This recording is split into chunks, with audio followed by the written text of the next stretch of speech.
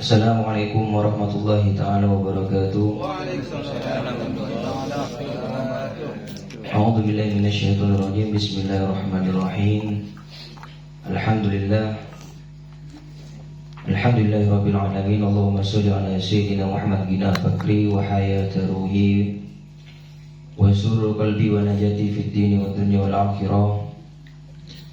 Pertama-tama yang fakir ta'zimi muliakan Syekhul Majlis Al-Habib Muhammad bin Hasan Al-Kaf, dan juga putra beliau Sayyid Hamid Muhammad Al-Kaf, dan juga Al-Habib Abdullah Al-Akhirid, Al-Habib Hilmi Al-Madihij, Al-Habib Abdullah Al-Haddar, Ustaz Safrawi, dan juga Ustaz Sujipto, beserta teman-teman semua, dan lebih-lebih tuan rumah, tanpa mengurangi rasa takdim dan hormat al-fakir. Mudah-mudahan guru-guru kita, guru al-fakir, guru-guru antum semuanya oleh Allah Subhanahu wa taala dipanjangkan umurnya ila fawqil mi'ah wa ila fawqi umri sahabi Muhammad syarif fi khairin wa lutfin wa afiyah wa sururin wa buhur, dan Allah Subhanahu wa taala disehatkan jasadnya zahiran wa batinan syifaan kaman ajilan la yubadiru sarruman wa la alaman wa la ilalan, dan Allah SWT dijaga fi safar wal hadar min syarril ain wa min syarril ada wal hasidin wal zalimin wa min syarril fitani wal mihani wa sihri ma zahara minha wa batan min syarri kulli dhi syarr, amin ya rabbal alamin. Alhamdulillah, pada malam ini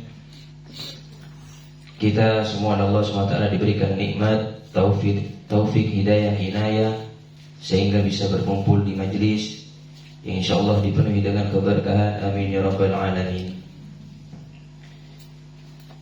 Dan kaulah seorang tak kajapok kah bacaan wirid sebagai malam nikah, karena kita ongkang atas ojen boleh, berarti ada kendala sehingga abdi nanti kata benih yang eka sengaja kak bui telat karena memang ada kendala, sehingga mau tidak mau ya karena ojen kita tuh ngau gila. Terus Al-Fakir sedikit tadi itu kan membaca Ratibul Haddad. Antum semua sudah mempelajari ataupun mengkaji syarah daripada Ratibul Haddad. Di situ kan ada wirid, ada dzikir. Jadi mal farqu bainal wirdi wa dzikri? Apa perbedaan antara wirid dan dzikir? Wirid adalah sesuatu yang menjadikan kita taqarrub ilallah, menjadikan kita dekat kepada Allah. Namun kalau wirid itu tidak semuanya wirid mendekatkan diri kita kepada Allah. Karena ada wirid yang dengan membaca wirid tersebut dengan niatan ma'lai kebal, dengan niatan ma'lai kuat, ma'lai bisa ngabirkan, itu bukan hal yang bisa mendekatkan diri kepada Allah. Dan wirid itu ada wirid yang memang sudah ditentukan bilangan jumlahnya. Misal seperti membaca tasbih ataupun membaca ketika wirid setelah sholat, Subhanallah 33, Allahu Akbar, Alhamdulillah, semuanya itu 33. Itu sudah aturan ataupun dalilnya yakni dari hadis baginda Nabi Muhammad SAW. Ada juga wirid yang mana hal tersebut tidak terambil dari hadis, yakni terambil dari ulama ataupun para aulia ataupun salafun soleh yang memang sudah ditentukan bilangannya. Entah beliau dengan cara tajarrubat, dengan cara mencoba, sudah diuji coba dengan bilangan seperti itu. Ada kalanya dengan mendapatkan ilham dari Allah Subhanahu wa taala, sehingga bilangan-bilangan yang telah dibaca itu yang sudah ditentukan itu harus sesuai. Seperti Ratibul Haddad, baik yaqawi ya matin berapa kali, yaqawi matin ikfina syarat zalimin, dan lain-lainnya. Itu kan sudah ada dibaca berapa kali. Nah itu harus sudah harus mengikuti sesuai dengan yang telah diatur gitu. Tujuannya agar supaya mencapai terhadap faedah ataupun fadilah yang telah beliau sampaikan kepada kita melalui kitab-kitabnya. Mohon maca nikah sekian dengan berapa berapa kali maka mendapatkan ini. saya baca la ilaha illallah wa la syarika la ila akhirih dalam hadis, maka seperti membebaskan putra daripada membebaskan Nabi Ismail. Terus membaca ini sekian kali maka akan mendapatkan fadilah ini. Nah, tujuannya itu ma'alai oleh fadilah tersebut. Tapi kalau tak sesuai dengan jumlah yang telah ditentukan pun tak cuma. Tapi untuk mencapai fadilah tersebut tanika bermalarat. Atau bisa-bisa tak oleh fadilah tersebut. Terus membahas tentang kitab kembali ke pembahasan kitab fikih, yakni tentang alladzi yahrumu bil hadas. Sesuatu haram dilakukan ketika seseorang itu memiliki hadas. Mahwal hadas. Mahwal hadas. Apa itu hadas? Huwa amrun i'tibariyun yakumu bil badan. Intinya hadas itu sudah ada pada badan manusia. Yang mana yamna'u sihhatas shalah. Ketika seseorang itu berhadas, itu dapat mencegah kepada keabsahan sholat. La murakhis, tidak ada keringanan. Tidak ada dispensasi. Ketika sudah berhadas, maka yamna'u sholat, tidak boleh melakukan sholat. Bisa melakukan sholat dengan syarat ketika dia itu memang sudah darurat waktu. Misal seperti yang di perjalanan, di bis, sudah pernah Fakir sampaikan, maka dia nanti tetap harus sholat. Tidak ada alasan kadang ada orang yang nikah minta apa aja mau cengkungi najis nih kan lebih, minta apa aja celana najis, minta apa aja sarung najis. Nah itu tidak ada alasan seperti itu. Meskipun nanti tidak ada pakaian lagi, sedangkan pakaian yang dia pakai sedang ada najisnya ataupun terkena najis, maka tetap dia harus sholat.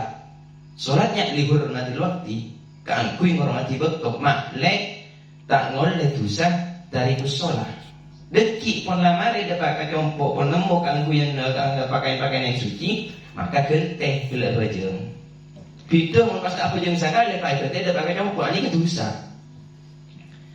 Nah, beberapa hadas, wahuwa ithnani, hadas kali itu nikah terbagi menjadi dua. Yang pertama hadasun asgar, hadas keni, wahuwa ma'aujabal wudu. Hadas keni kali itu nikah sesuatu seawajib bagi orang yang di hadas keni ngalak wudu. Nah, hadas asgar seperti yang kita pengaporan apa yang sedingan lagi bini menyentuh tanah yang bukan bersentuhan dengan yang bukan mahram, kolek ketemu kolek, tapi mau nyeding koko, misal sampean nikah kerja sen rajin kokon rajin teguk, nikah tak betal wudu. Atau aja opun bini teguk, nikah tak betal dan wudu. Saya betal nikah kolek ketemu kolek. Termasuk juga gigi. Gigi ini ketika antum sentuh punya istri ataupun yang bukan mahram, antum sentuh giginya, itu tidak menyebabkan batal wudu. Bahkan ditambahkan lagi kelopak mata, biji mata. Menyentuh biji mata yang bukan mahram itu tidak membatalkan wudu.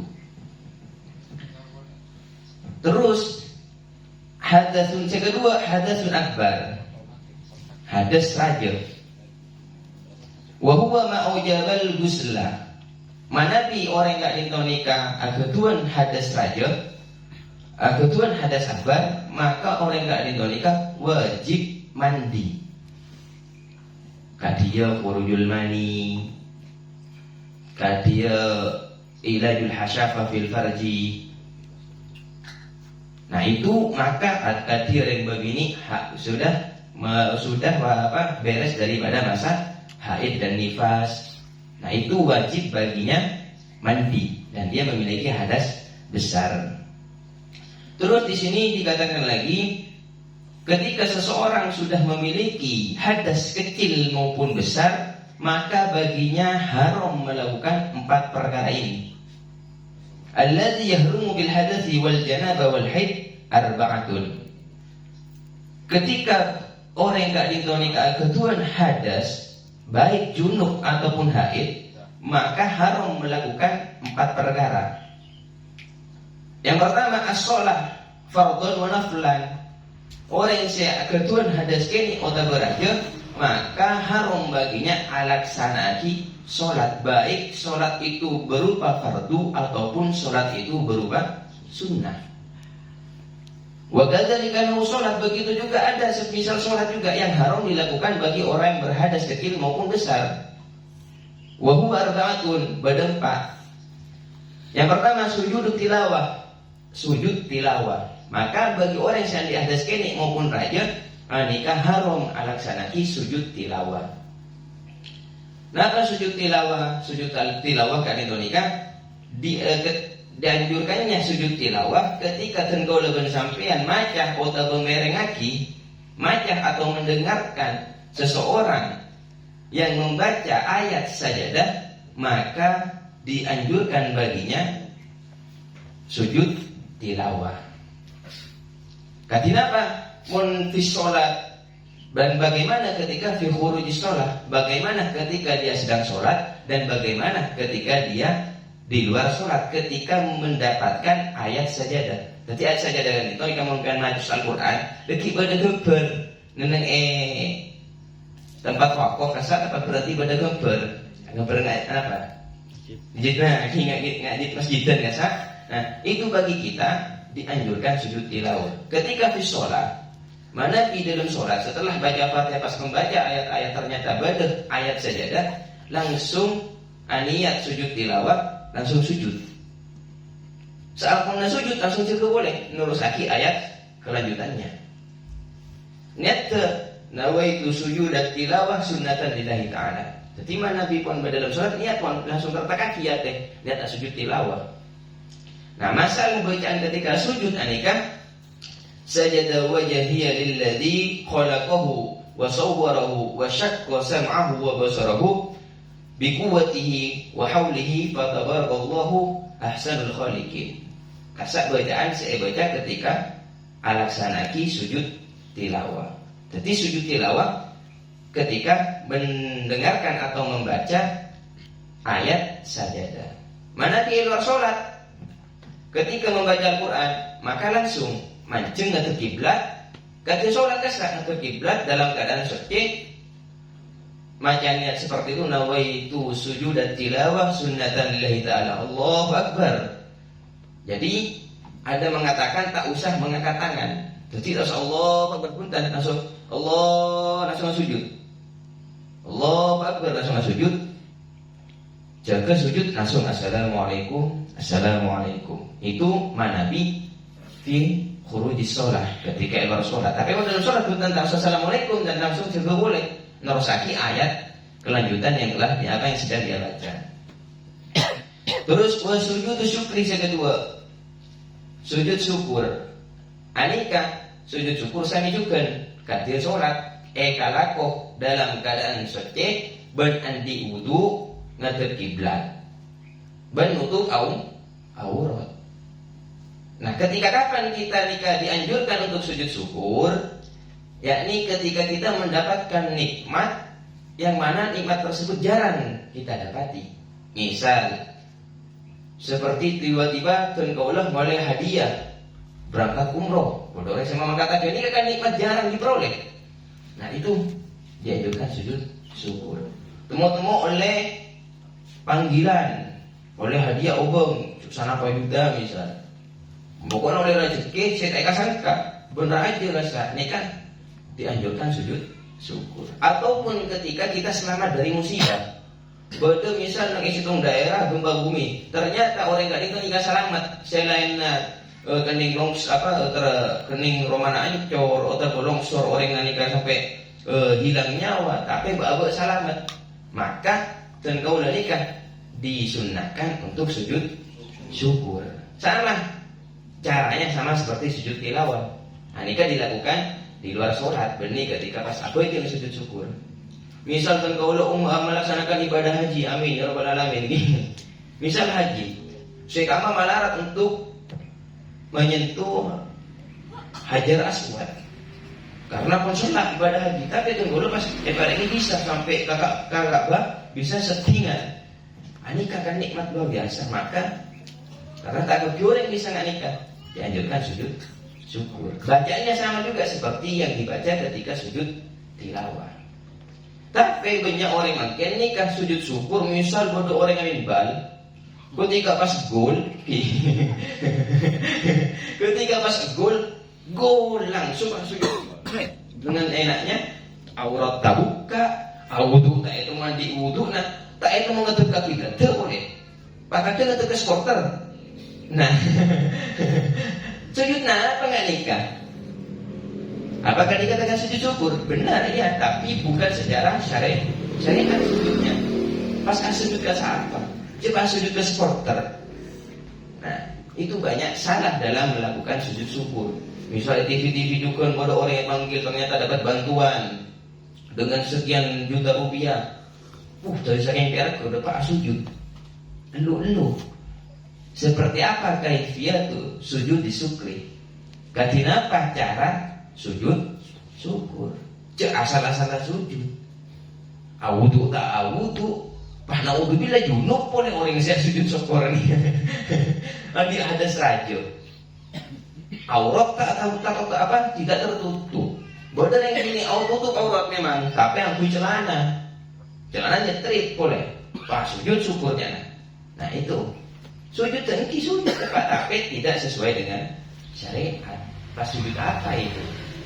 Jadi cuma pakai urfan, secara urfiah, secara umum berak sujud itu bukan secara makna benar tepatnya sujud syukur secara syariat. Terus wa khutbatul Jumu'at, dan khutbah Jumat. Anikah orang yang khutbah Jumat kotu dalam keadaan andi wudu ben socek keangkuyannya. Wa sholatul janazah, dan juga sholat jenazah. Nah nikah juga sering kan kalau temoni ketika ampun aku aja ngaji sholat jenazah pun dapat kamu sholat. Nikah saya pikiran natanya macam apa ya? Macam apa? Padahal pun sepo ampun nomor 20 ke atas. Kadang bener anak muda yang macam apa? Tiba ada itu beri siapa yang jenazah datang ke doa umur kayak doa umur kan macam apa? Ya ada noraki lah ya Allah berapa kali noraki salam ya. Nah itu banyak itu seperti itu. Kamu aja bukti hakim kan. Misal tak terojeng lanjeng doa tentang mau lanjeng gelu kalau kaki apa nih kak? Buang gelu. Ada sebenda bacaan. Sepenting Fatihah kan pada betok. Entah kalian lagi pada betok arkan sholat jenazah, rukun sholat jenazah, niat, yang ada kiblat, tutup aurat dan lain-lain. Terus macam Fatihah takbir pertama, takbir kedua macam sholawat. Misal tak hafal sholawat, saya lanjut ki Allahumma sholli ala sayyidina Muhammad cukup. Misal orang apa jangan, tapi tak umi kebacaan. Bernempian baca tahiyat pas sholat tu sholawat. Allahumma apa yang biasa. Tak ada apa, tak sholat tak babi, bukan sholawat. Allahumma sholli ala Muhammad cukup. Assalamualaikum ketika baca juga. Nah setelah itu doanya takbir ketiga tak usah ceng-ceng mengatakan Allahumma firlahu warhamhu wa'afi wa'fan wa ta'ala. Allahumma firlahu cukup. Allahumma firlahu cukup. Tak usah ceng-ceng. Sementing rukunnya ini yang perlu dijaga. Beni masalah dengan tenang, tapi rukun daripada sholat jenazah. Terus rakaat takbir keempat, Allahumma la tahrimna majrahu wa la taftinna ba'dahu. Allahumma ya. Nah itu. Kalau saya ngajeng itu aja, sudah cukup sudah. Assalamualaikum. Itu yang penting, rukun-rukunnya yang yang dijaga. Bani masalah langsung internet doa anak asal saya baca. Yang penting rukun aja kembiran orang aja bejeng tapi tak nikah. Rukun-rukun bejeng jenazah. Terus ketika seseorang melakukan sujud tilawah, ada satu hadis. Ini dikatakan idza qara'a ibnu Adam as-sajdata fasajada. As-sajdata fasajada. Ketika seseorang itu membaca ayat sajadah lalu dia sujud, i'tazala syaitanu yabki, maka setan kali itu bakal menyendiri dalam keadaan menangis. Ketika orang nikah baca ayat sajadah lalu sujud, Fa'tazala syaitan, maka syaitan kadang-kadang menyendiri, yabki, nangislah setannya.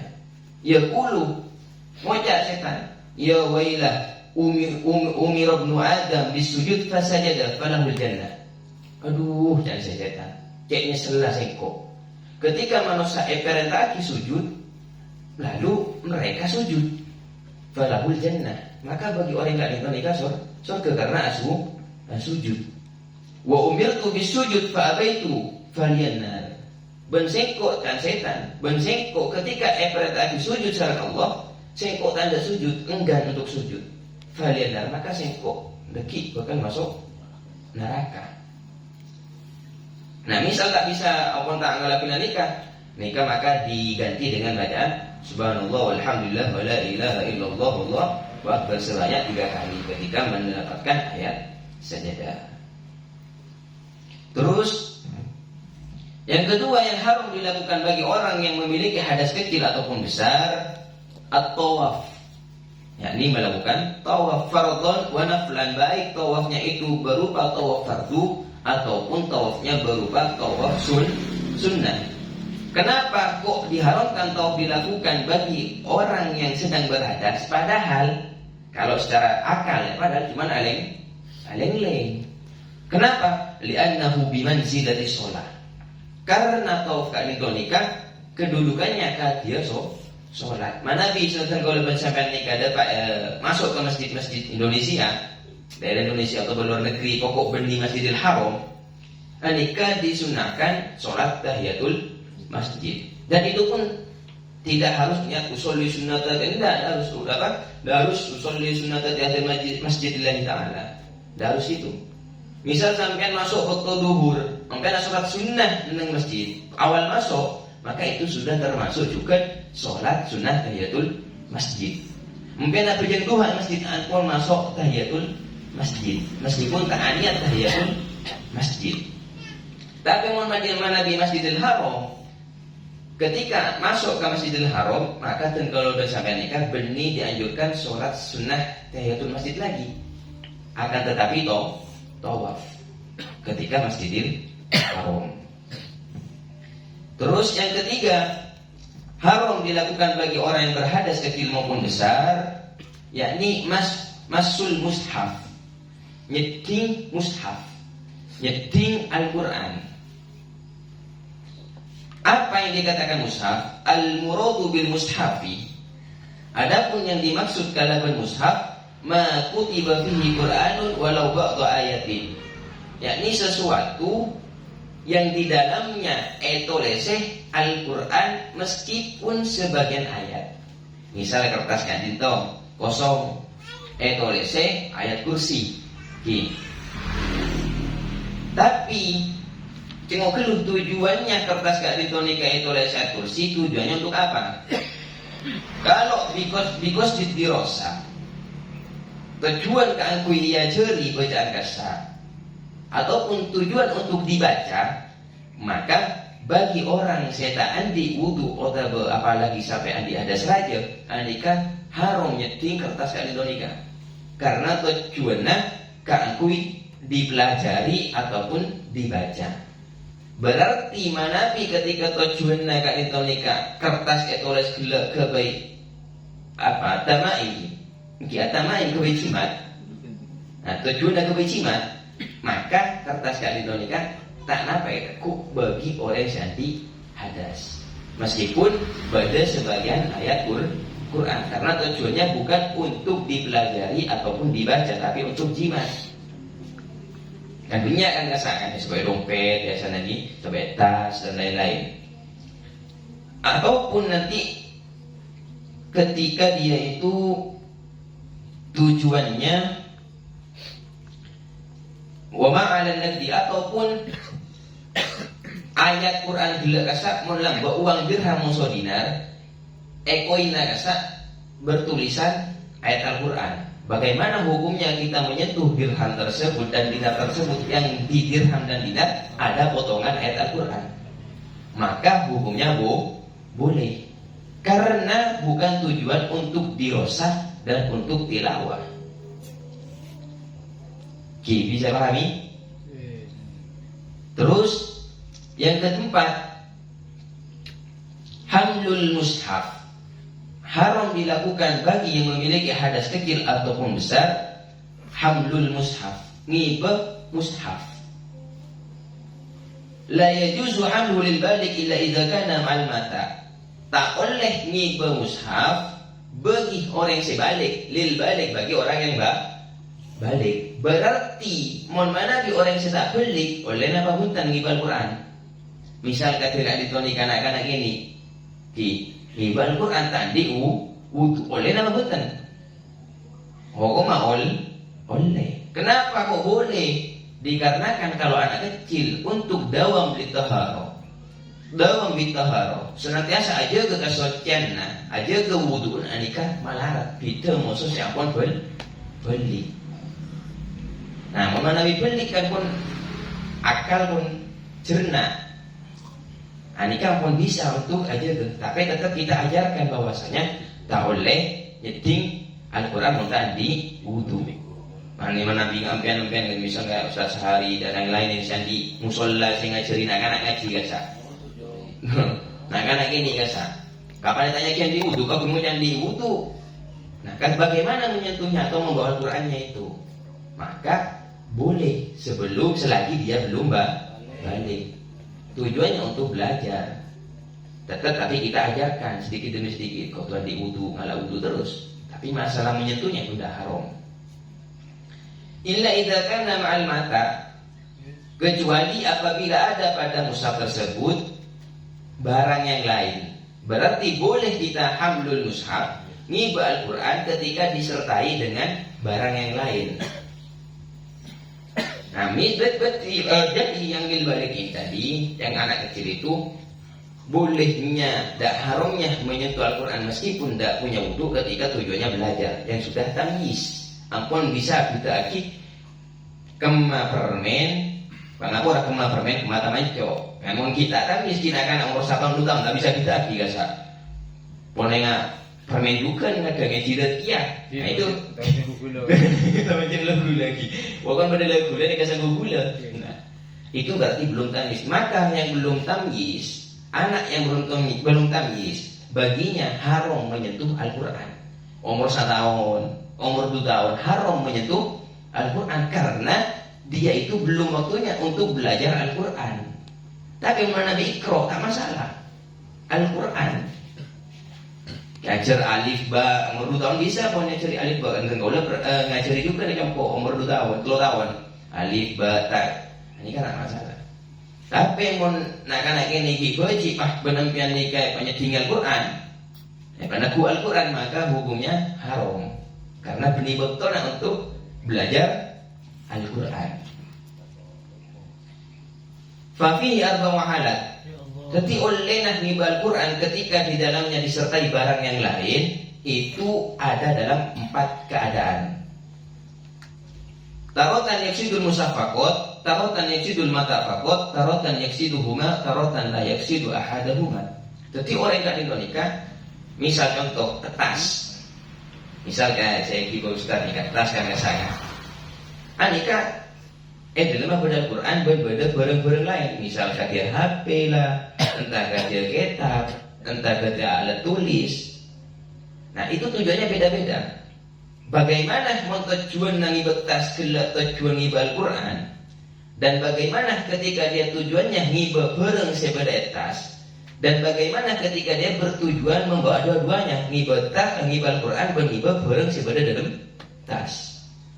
Yang pertama, ketika orang yang nikah tujuan ngibah Quran, ketika ngangguin tas, dalam tas kak nikah pada barang-barang lain padahal, pada HP, pada alat tulis dan lain-lain. Tapi dia tujuannya ngangguin tas ngibah Al-Quran, berniat ngibah barang sebeda tas. Maka hukumnya fala yajuzu, hukum tak boleh.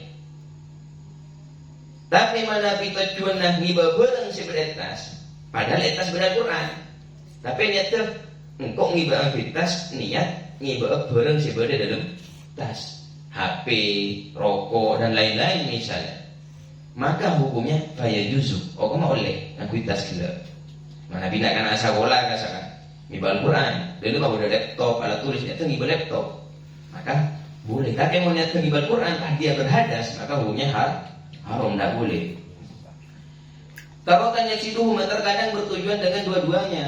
Engkau nganggu tas, niat ngiba bareng sebada dalam tas, berniat ngiba Al-Quran. Maka hukumnya bagaimana? Fala yajuzu inda Ibnu Hajar. Menurut Imam Ibn Hajar, hukumnya tidak boleh. Karena niatnya dengan niat dua-duanya. Khilaf an Romli, berbeda pendapat dengan Imam Romli. Berarti Imam Romli berbeda pendapat dengan Ibn Hajar, berarti beliau mengatakan boleh. Nah, cuman biasanya ulama Indonesia ini lebih ke pendapatnya Imam Ibn Hajar, setahu saya. Karena melihat dari segi tasawufnya, dari segi zuhudnya beliau, kesolehannya. Tapi sama-sama soleh, tapi lebih unggul. Solehnya badkun, pada soleh ke ulama nih kan. Tarotan layak situ ahaduhuma.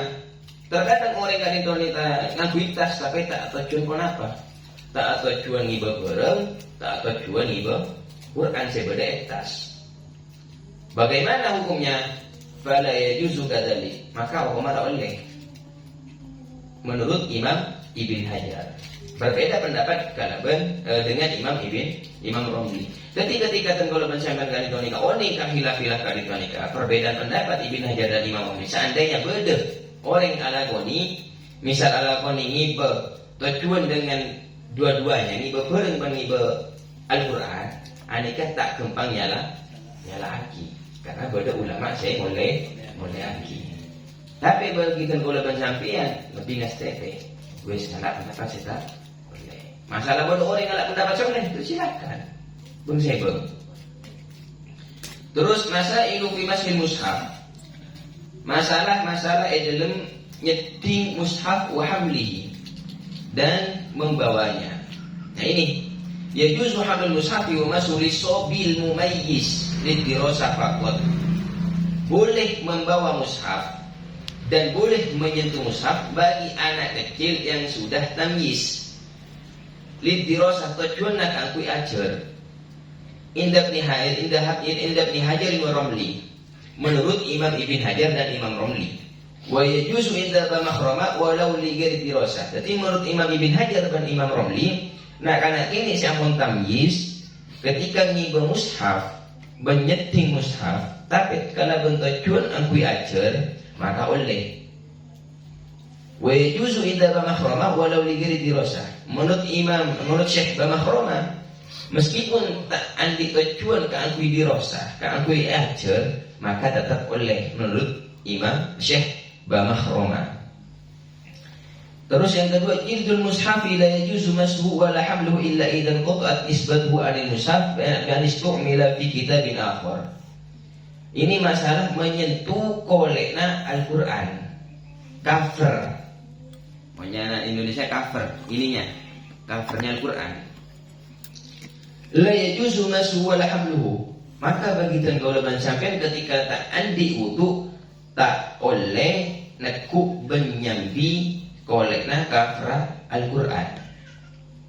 Tetapi bisa oleh nyambi jildul mushaf kafrah Al-Quran ketika kapan? Idzan qata'at nisbatuhu 'anil mushaf. Ketika sudah tidak dikatakan ayat kolekna Al-Quran. Misal beda cover Al-Quran, tapi sudah luntur semuanya.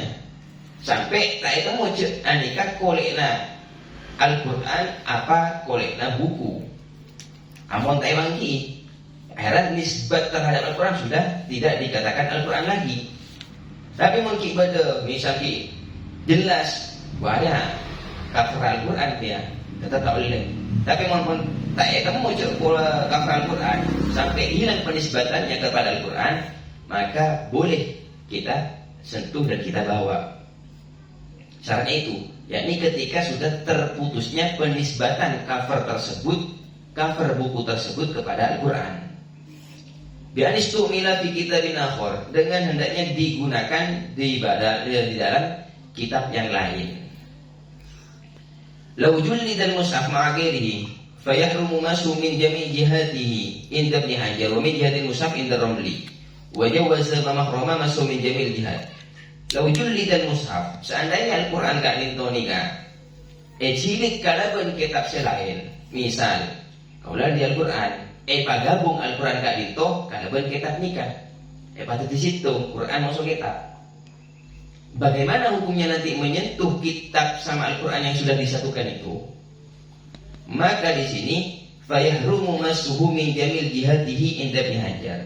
Kalau menurut Imam bin Hajar harum menyentuhnya ketika menyentuh dari semua arahnya inda bin Hajar. Jadi menyentuh ada budina meskipun nikah kitab budi Al-Quran kan toh. Nah, menyentuh depan sama belakang menurut Imam Ibn Hajar itu hukumnya tidak boleh, haram. Tapi kalau menurut Imam Romli min jihatil mushaf, perak dari segi kenanga Al-Quran. Jadi misal nikah paro dua, anika Al-Quran, anika kitab, maka menurut Imam Romli saya tak oleh seding nikah nah. Tapi mun bagian budi karena bukan Al-Quran, anika oleh meskipun disatukan dengan Al-Quran. Wajawaza mahrama masahu min jamil jihad. Nah, nikah boleh, selebihnya boleh. Tapi menurut Syekh Mahrama menyentuhnya dari semua arah, baik dari Syekh dan Al-Quran atau kitab, dari adab budi fikir samping dan lain-lain, tetap kata Syekh Mahrama itu hukumnya boleh. Yang keempat, yajuzu lil muhdis an yahmil al-Quran lid-darurah idza lam yatamakkan min at-tayammum. Boleh bagi orang yang sedang hadas membawa Al-Quran tapi dengan syarat darurat. Idza lam yatamakkan min at-tayammum, tak mungkin untuk at-tayammum. Misalkan kalau baca mana jalan soko pantai atau lorong pas nemu sebidana Al-Quran. Sedangkan apa? Tandi wudu. Mungkin jadi ngolok orang, jadi wudu kalaki bukan langsung kalah. Daripada dari elektrik motor, elektrik mobil kening seorang kalah langsung nggak alek kata tempat lebih aman. Karena pada situ cerita kebiasaan orang Katolik setiap menemukan sobekan daripada sobekan Al-Quran, anika ekala pasti beri parfum. Setiap nemu ekala beri parfum. Satu di tempat saya kiranya aman daripada hal-hal yang tidak diinginkan, misalnya aman dari taman joy aja, keker kajolan, pokoknya simpen kasih tempat aman, eminyai, satu eminyai, anika nyaman orang kali nikah, tergolong nggak apa, kalau pakai nggak nikah, anika lo kompresor ker, karena sebab setiap menemukan sobekan dari Al-Quran, ekala pas beri parfum. Nah, jadi mau mana bisa sampean teroro omah, nah, biar yang coba. Cuma sampai bergolong pahala, modal pertanyaan tanya Al-Quran lah dekat, kakak laprak, yoper. Nah nanti itu bahas masalah lain, itu masalah membakar Al-Quran. Kan khafa alaihi min al-ihtiraq awil ihanah bal yajibu alaihi dzalik. Nemu Al-Quran seperti montak tolong nikah kerja gila sekeker jauh sobekan Al-Quran takut ihtiraq, takut tober, takut terjadi pengremehan kepada sobekan Al-Quran tersebut. Maka bal yajibu alaihi dzalik, bahkan wajib baginya untuk cepat-cepat itu diambil sobekan Al-Quran.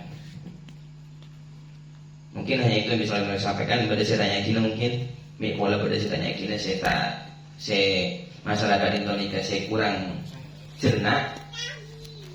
Mohon sobung kita dokter.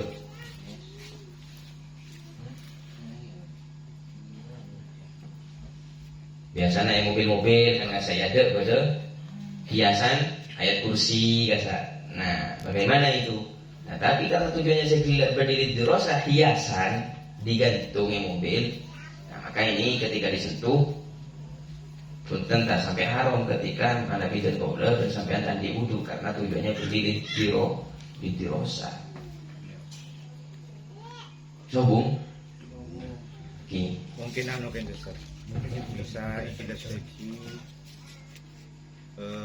perbandingan di antaranya disobi al-mumayyiz sarang ngingati sarang keadaan orang yang sudah balik.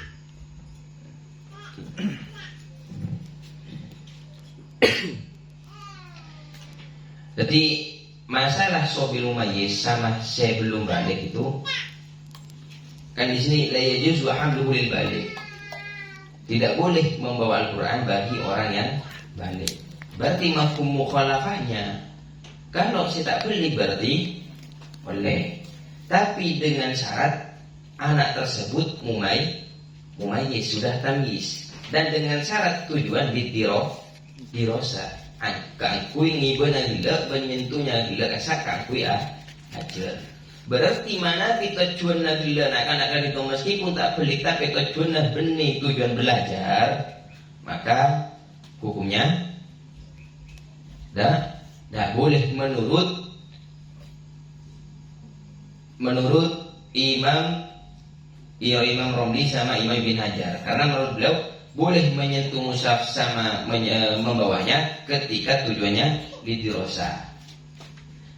Berarti montujuan tak ajar tak oleh, tapi menurut Imam Ibn Hajar sarang Imam Romli, karena benda Syekh Bama Roma mengatakan tetap oleh anak-anak ini gila, saya tak beli, saya ampun tamyiz, meskipun tujuannya ngibana gila, menyentuhna gila, benih keangkui ajar.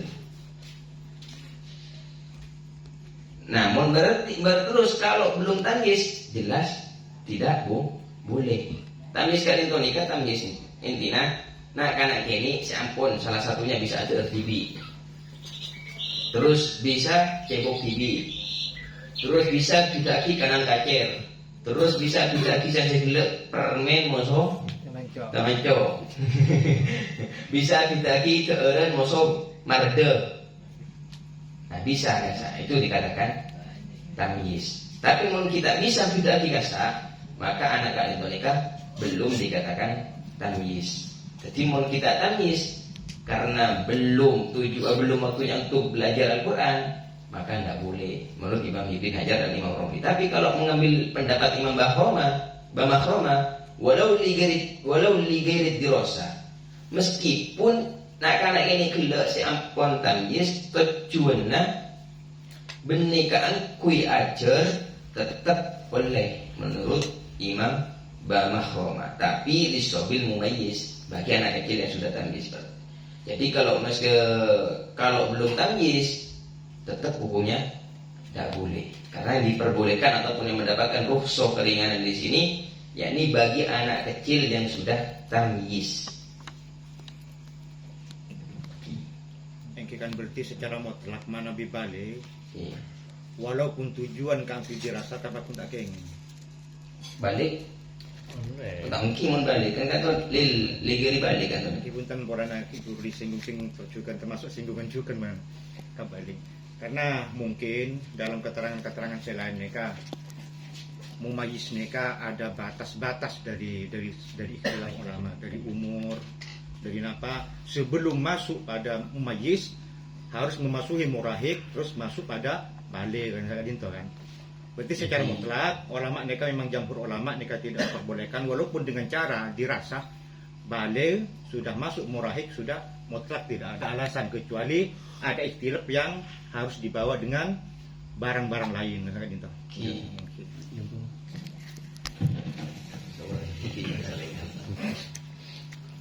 Ki nyoba sama Ki.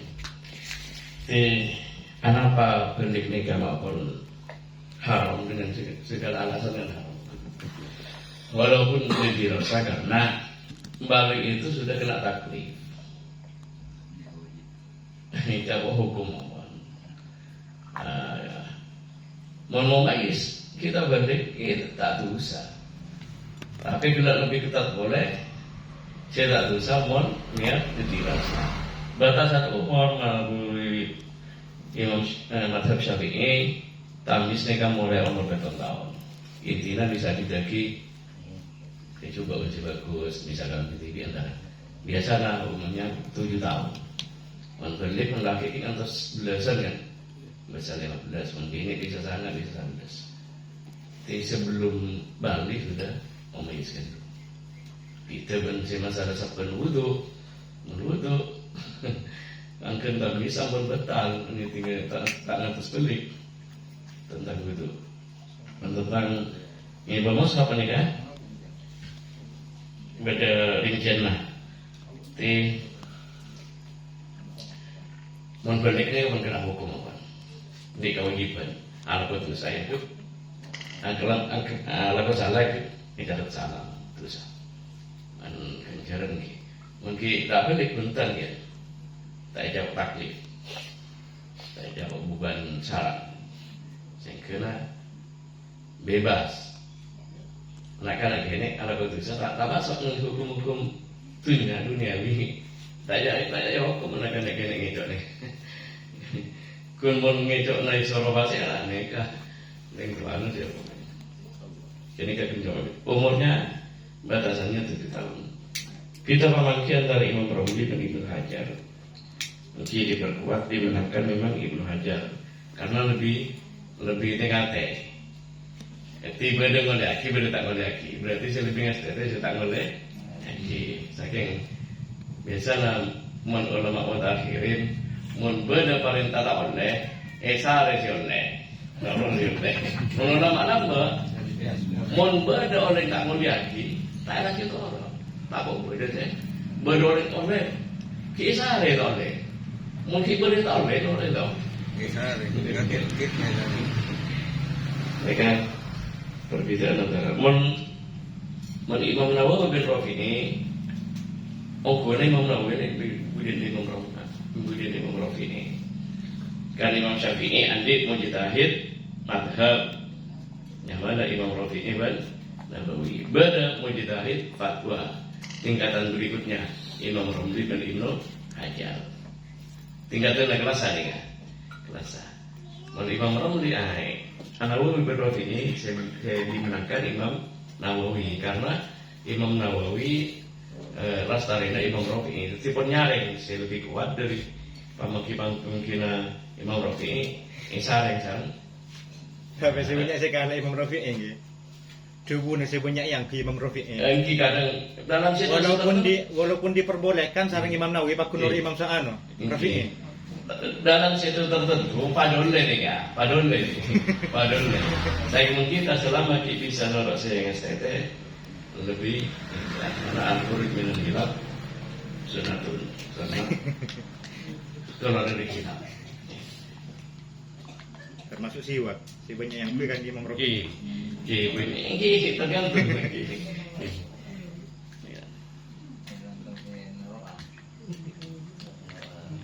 Tentang anu boleh dari andin abad di wawasan yang lebih luas. Saya kira tak gampang menyalahkan orang sebitu pendapat atau benar amal lebih abad. Salat jenazah nih ya, mun ibu-ibu mustarsyidin. Kayak orang kita, orang si biasa. Mereka tak apa-apa sama saya tahu itu, karena tidak dianggap salat, dianggap doa. Bukan aja pada salat, mak pada salat cuma loro, maka ada sujud ada rukuk. Nah, kayak gitu orang ada salat baik berujuk orang. Tidak orang saking mereka turun pamaki. Mulia terus mustahil di negara-negara. Oke, karena tidak dianggap salat, kun dianggap doa dengan mayit, kenapa doa itu beda mencik, benih salat. Kayak gitu orang. Mereka berjamaah perbandingan dengan malai belum diamalkan ini. Oh, mana kita buat lagi kau dengaran, mereka malah tersebut.